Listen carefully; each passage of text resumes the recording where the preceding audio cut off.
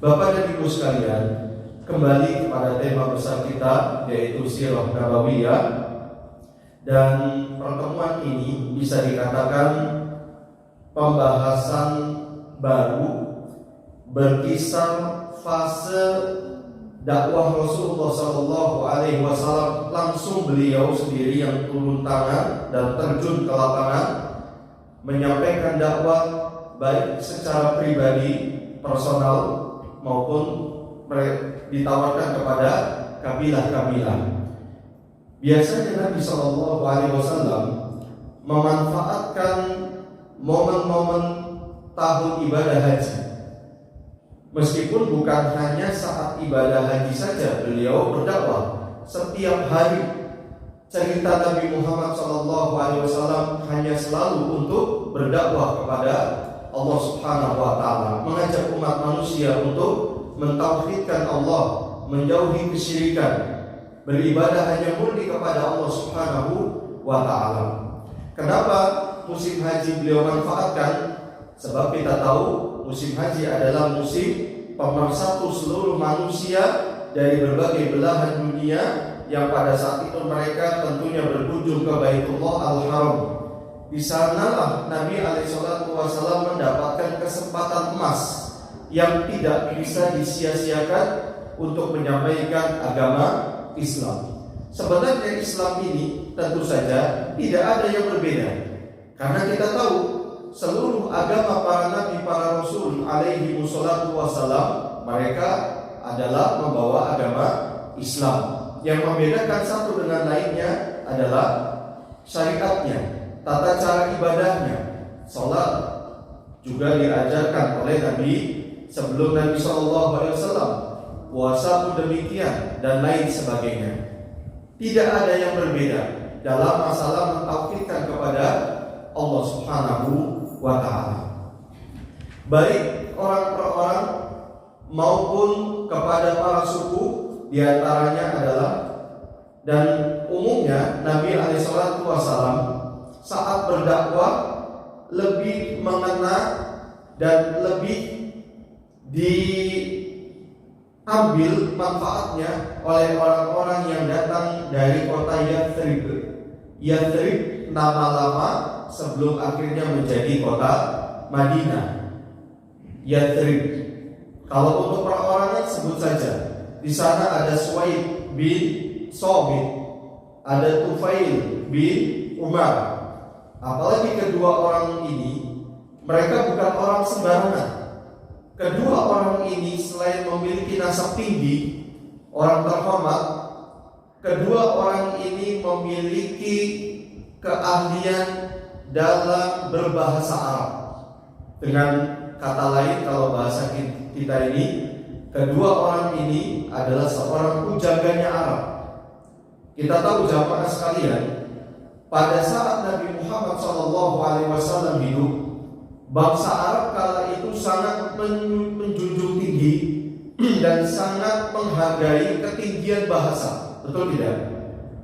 Dan kalau kita perhatikan dengan seksama, rata-rata para nabi diutus oleh Allah Subhanahu wa Ta'ala ke tengah kaumnya, yang mana mereka itu memiliki ciri khas masing-masing, kemudian ditolong oleh Allah Subhanahu wa Ta'ala dalam berdakwah dengan mukjizat yang disesuaikan dengan fenomena yang terjadi pada kaumnya. Sebut saja Nabi Musa alaihi salam. Pada saat itu kaumnya Nabi Musa sangat menghargai yang namanya ilmu sihir.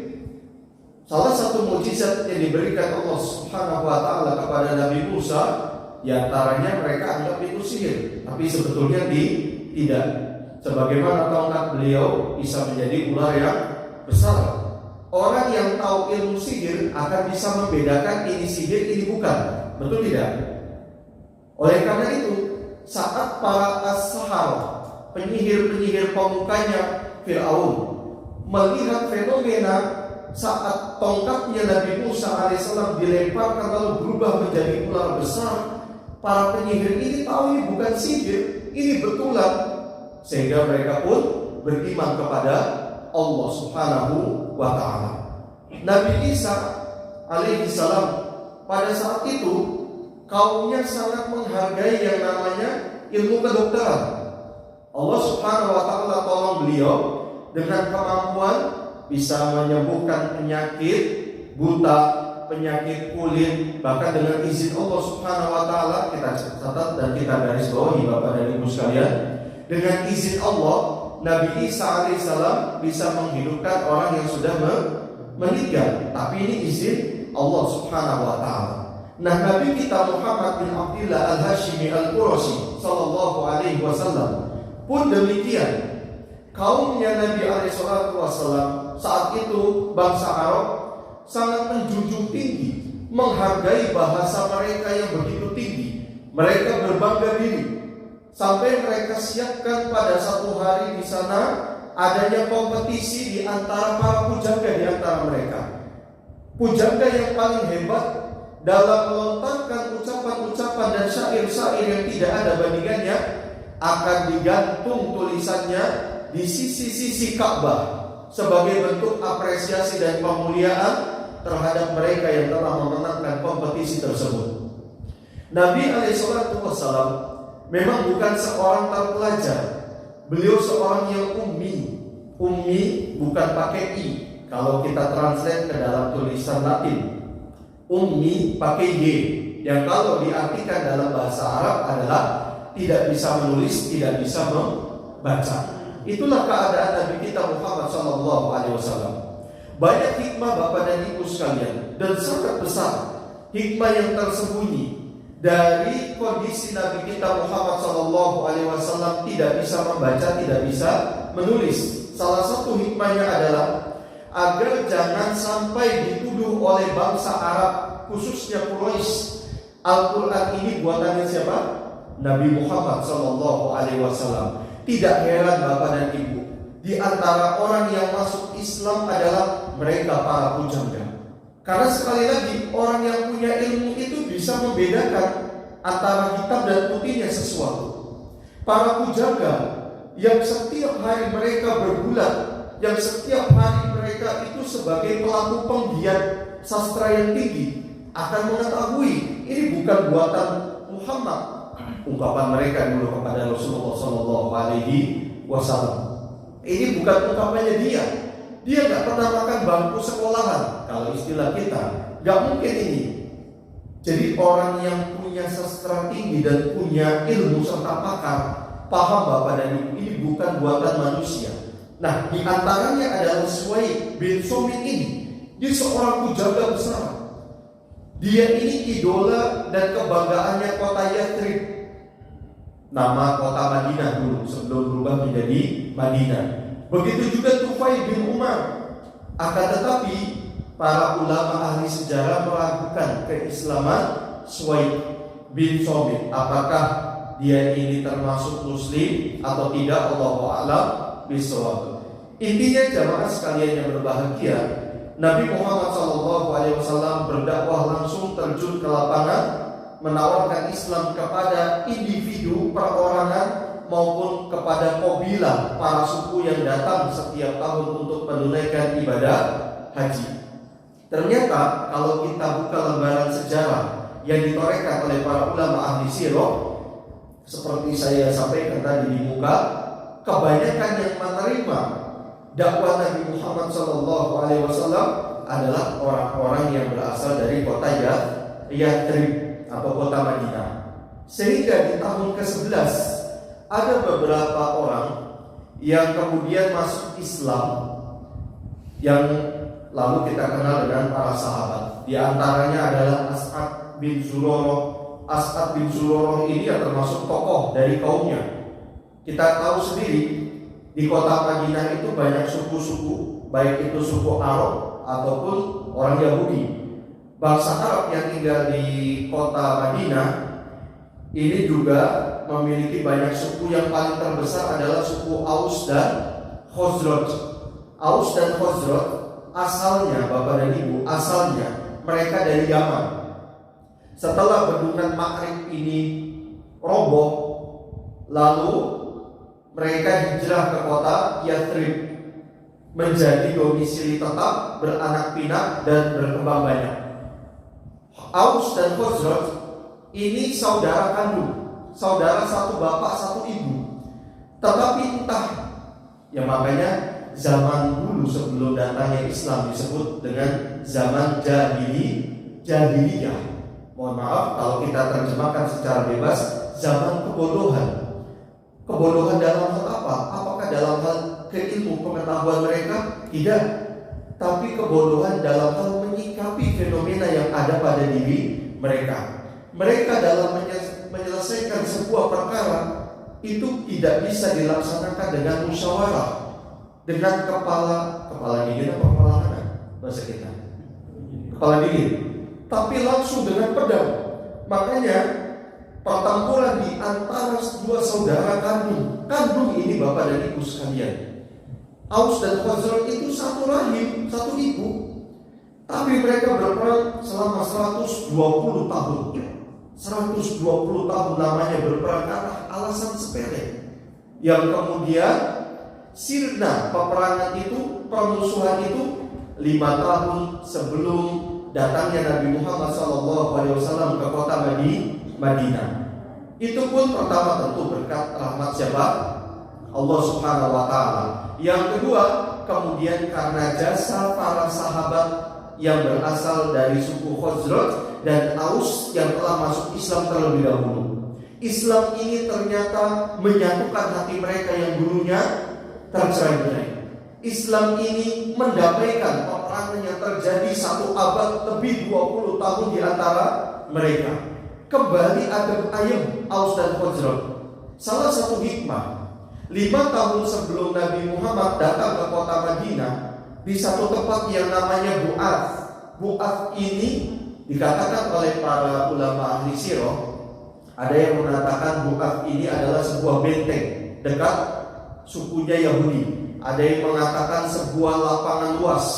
Intinya Bu'ath ini adalah tempat biasa suku Aus dan Khazraj berperang.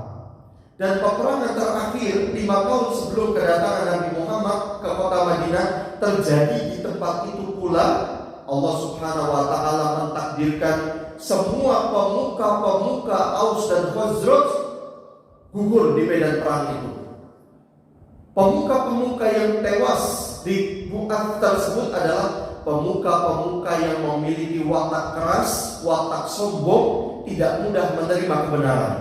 Kecuali Allah sisakan satu orang, Abdullah bin Ubay bin Salul, yang menjadi gembong orang munafik.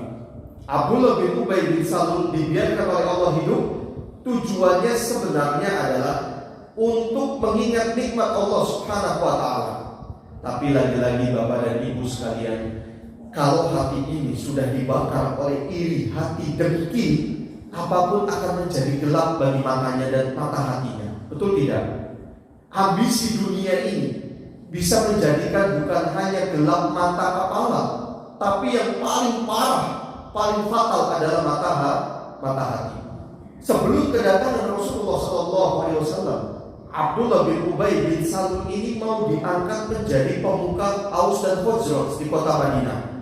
Baru mau naik tahta, Nabi pun hijrah ke kota Madinah, sehingga cinta dan pemuliaan yang diberikan kepada Abdullah bin Ubay bin Salul berubah haluan kepada Rasulullah SAW. Siapa yang tak jengkel, siapa yang tidak dongkol, hanya orang yang dirahmati Allah Subhanahu wa Ta'ala sajalah yang bisa menghilangkan terbakarnya raga ini lantaran yang harusnya ambisi dunia dia dapatkan, tapi justru didapatkan oleh orang lain.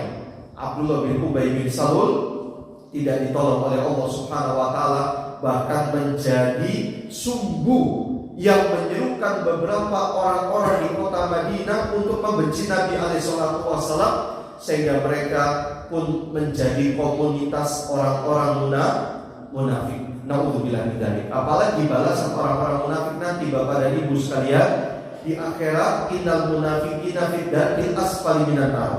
Orang munafik adanya nanti di kerak neraka, bukan di neraka biasa lagi, tapi neraka yang paling bawah. Naudzubillah min dzalik.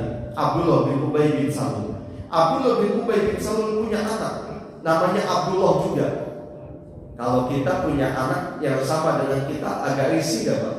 Agak risih biasanya. Tapi kalau orang Arab itu biasa. Banyak sekali orang Arab yang nama anak dan bapaknya itu sama. Bahkan Imam Ghazali, Bapak dan Ibu tahu Imam Ghazali? Beliau seorang ulama besar, salah satu karya yang monumental dikenal oleh kaum muslimin, Ihya'u Ulumuddin. Beliau punya nama Muhammad, bapaknya Muhammad, kakeknya Muhammad. Jadi Muhammad bin Muhammad bin Muhammad. Kalau kita agak risih, tapi ya demikianlah, masing-masing negara punya ciri khas yang berbeda-beda. Bagi orang Arab, orang Timur Tengah mungkin tidak ada hal yang risih kalau ada kesamaan nama antara dia dengan anaknya atau kakeknya. Kembali lagi Bapak dan Ibu sekalian, setelah tahun ke-11 kenabian, bukan Hijriah, kenabian, 6 orang dari suku Aus dan Khazraj ini kembali ke kota Yathrib. Di tahun berikutnya, tahun ke-12, ada sekitar 12 orang yang masuk Islam dan menemui Nabi Shallallahu Alaihi Wasallam di Aqobah yang ada di Mina. Pada malam hari terjadilah sebuah peristiwa yang dikenal kemudian dengan Al-Bai'atul Aqobah Al-Ula. Bai'atul Aqobah Al-Ula, Bai'at Aqobah yang pertama. Dikisahkan oleh Ubadah bin Samit, salah seorang yang menyaksikan langsung pelaku sejarah saat itu. Rasulullah Shallallahu Alaihi Wasallam bersabda, di sekelilingnya ada sekelompok sahabat, kemarilah dan berbaiatlah kalian kepadaku. Jadi Bapak dan Ibu sekalian, baiat itu asalnya ada dalam Islam.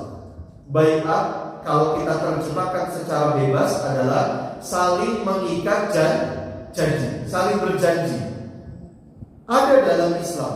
Tetapi baiat yang seperti apakah yang kemudian baiat itu sah dalam Islam? Tentunya ini ada syarat-syarat yang tidak boleh kita hilangkan. Tidak semua baiat-baiat itu diakui di dalam Islam. Baiat-baiat yang akhirnya menjadi sebuah kemadharatan dalam dakwah Islam. Baiat-baiat yang akhirnya ditengarai ini menjadi dakwah tersembunyi, kemudian menelurkan pemikiran-pemikiran yang radikal, pemikiran-pemikiran yang berbahaya, hingga muncullah bom sana, bom sini, merusak sarana sana, merusak sarana ini. Ini baiat-baiat tentunya yang tidak dibenarkan di dalam Islam. Dakwah Nabi itu bukan dakwah sembunyi-sembunyi. Apalagi sekarang ini, alhamdulillah, rasa aman secara umum kalau kita bandingkan dengan belahan dunia Islam lainnya, Indonesia termasuk yang Allah Subhanahu wa taala berikan rasa aman yang bisa kita rasakan, khususnya di daerah kita Bekasi ini. Tidak perlu kita sembunyi-sembunyi. Di Masjid Al-Iman ini ada ruang bawah tanah Pak ini? Enggak perlu kan? Sehingga nanti kalau ada satgas, kita sembunyikan ruang bawah tanah agar dakwah kita tidak nampak. Tidak perlu. Kita sampaikan apa yang memang harus kita sampaikan. Karena memang tidak ada yang tersembunyi. Semua berasal dari Al-Quranul Karim, surat Al-Fatihah sampai An-Nas. Semua berasal dari sabda Rasulullah SAW. Apa yang harus disembunyikan? Lihat dakwah Nabi SAW selalu mengatakan, ya ayyuhan nas, qulu la ilaha illallah tuflihu. Wahai manusia, katakanlah la ilaha illallah, pasti kalian akan beruntung. Meskipun di belakang Nabi itu ada orang yang selalu mengikuti seraya mengatakan, innahu sobiun kadibun. Dia itu sobi itu kalau bahasa kita orang yang keluar dari agama nenek moyang, seorang pendusta. Yurid litatruku alihatakum tatrukul lata wal manat. Orang ini, maksudnya orang ini tuh Rasulullah SAW menginginkan agar kalian meninggalkan Tuhan-Tuhan kalian, menginginkan agar kalian meninggalkan lata, manat yang kalian sudah sembah selama bertahun-tahun ini. Siapa orang ini? Orang ini adalah orang yang paling gembira ketika Rasulullah itu lahir dari rahim ibunya, Ibunda Aminah. Saking gembiranya orang ini, dia merdekakan budaknya, Dia sembelih 100 ekor untanya.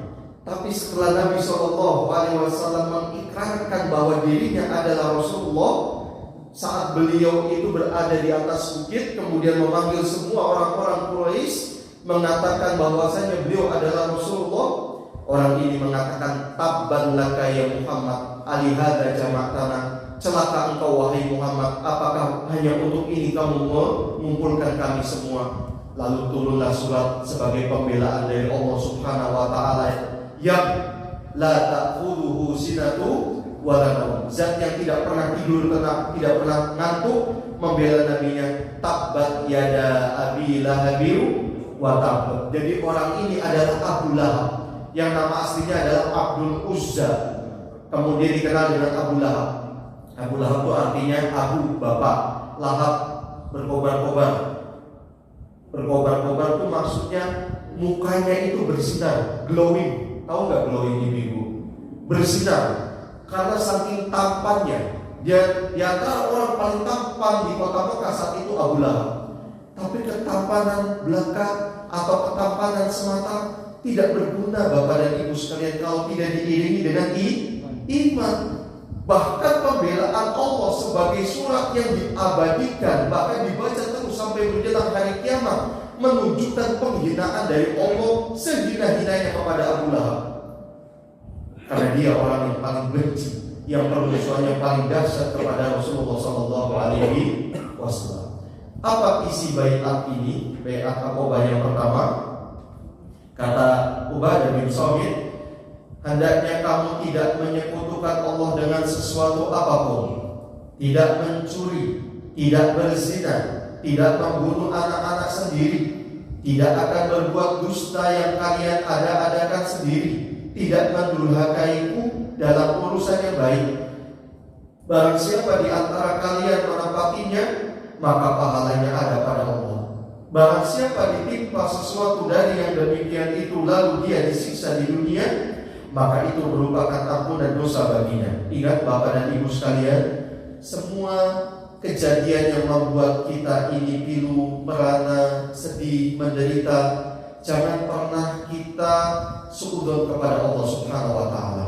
Husnudzon saja kepada Allah. Bisa jadi rasa sedih yang menimpa kita, rasa gundah yang menyelimuti kehidupan kita, itu adalah cara Allah untuk menghapus dosa dan kesalahan kita semua. Alhamdulillah jika memang itu adanya.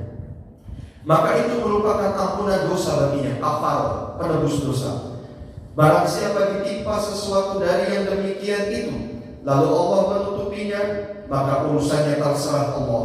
Jika menghendaki dia menyiksanya, dan jika menghendaki dia akan mengampuninya. Salah satu akidah Ahlussunnah wal Jamaah, orang yang meninggal dunia dalam keadaan membawa dosa selain syirik besar, maka keimanan kita adalah idza syaa adzabahu wa idza syaa ghafara lahu, sebagaimana pula dikatakan oleh Al-Imam Asy-Syafi'i rahimahullah taala.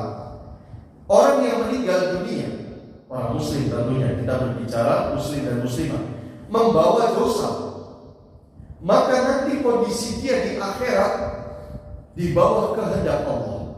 Jika Allah mengampuni dosa-dosanya berdasarkan rahmat dan kebijaksanaannya, maka dia akan dimasukkan ke dalam surga langsung.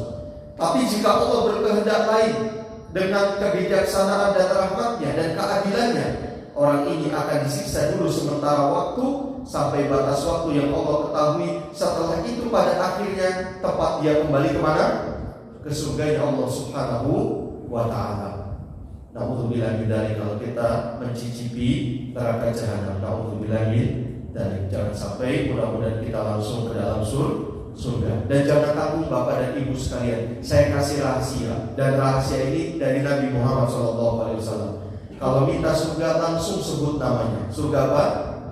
Firdaus. Karena Firdaus adalah surga yang paling tinggi. Jangan tanggung-tanggung minta sama Allah. Jangan sungkan-sungkan. Kalau kita minta sama manusia, mungkin kita ada rasa sungkannya. Kenapa? Karena bisa jadi orang yang kita mintai itu dia memberi ataupun tidak memberi. Apalagi kalau kita minta sudah yang kesekian kalinya. Tapi kalau Allah beda. semakin diminta semakin cinta dan semakin senang untuk mengasihi. Bahkan dalam sebuah hadis yang diriwayatkan Imam Tirmidzi dari sahabat Abu Hurairah radhiyallahu taala anhu, Rasulullah sallallahu alaihi wasallam bersabda, "Man lam yas'alillah yaghdab alaihi." Barang siapa yang tidak minta kepada Allah, Allah akan murka kepada hamba tersebut. Kenapa demikian, Bapak dan Ibu sekalian? Sebab saat kita berdoa minta kepada Allah, kita membuktikan diri kita ini butuh kepada siapa? Allah Subhanahu wa taala.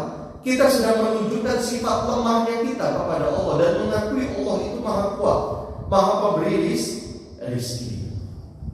Nah, inilah kisah ringkas dakwah Rasulullah SAW di fase ini. Langsung beliau terjun ke lapangan, menawarkan Islam baik secara individu maupun kepada para suku yang kemudian terjadilah peristiwa bersejarah Baiat Aqobah yang pertama terjadi di Aqobah Mina pada malam hari. Kenapa malam hari? Ya karena pada saat itu belum memungkinkan dan belum kondusif. Apabila di siang hari akan terjadi gejolak, gesekan dengan orang-orang lainnya. Makanya terjadi pada malam hari. Baik Bapak dan Ibu, kita beralih kepada pelajaran penting yang bisa kita ambil dari fase ini. Pertama, kalau kita perhatikan kata penulis di sini, dakwah Rasulullah SAW mengajak manusia dengan cara membacakan ayat-ayat Al-Quranul Karim kepada Suhaib bin Somit, kepada Tufail bin Amr dan lain sebagainya. Maka kita mengambil pelajaran, hendaknya setiap orang senantiasa mengagungkan Al-Quranul Karim